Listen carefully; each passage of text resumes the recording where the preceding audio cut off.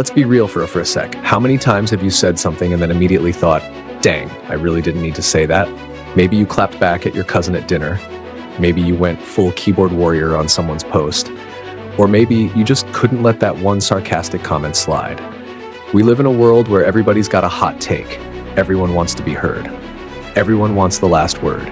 But what if the most powerful thing you could do was say nothing at all? Not out of fear. Not because you lost the argument, but because you chose silence, like a boss. Today I'm telling you an ancient Buddhist story from China, one that'll show you exactly why silence isn't weakness, it's mastery. So pour some tea, kick back, and let's get into it. Once upon a time, deep in the misty mountains of Tang Dynasty, China, there was a quiet Buddhist monastery nestled between ancient pine trees and flowing rivers.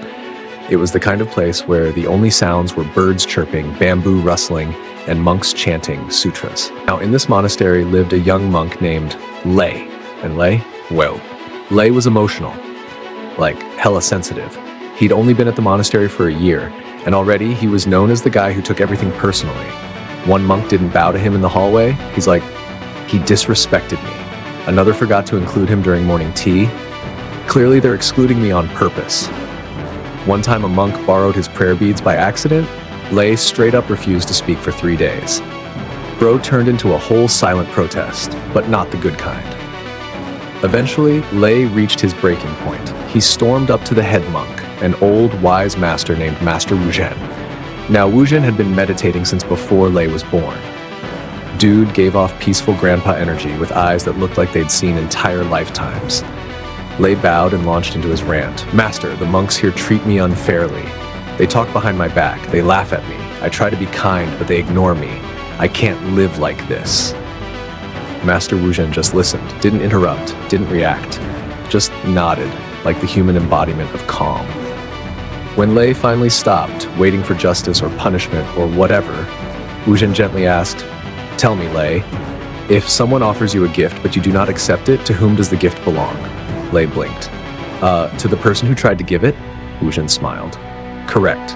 The same goes for anger, insults, and disrespect. If you do not accept it, it remains with them." That moment?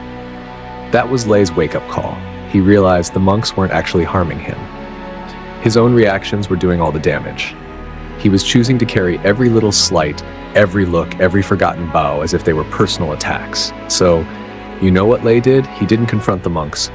He didn't write some dramatic farewell scroll. He didn't passive-aggressively bang the gong at 4 a.m.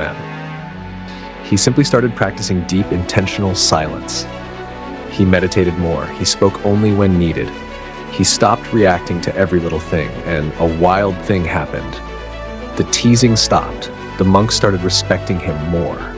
People even came to him for advice, because now Lei had the kind of peace you couldn't shake. See, in Buddhism, silence isn't just not talking. It's a form of wisdom. It's knowing. Not every comment deserves a response. Not every situation needs your opinion. Not every argument is worth your energy. Sometimes silence is a shield. Other times it's a mirror. It reflects the other person's emotions back at them without pulling you into their storm. And let's be real, in the modern world, where everybody's shouting into the void on socials, trying to win conversations, roast each other, be right all the time, silence is a rebellion.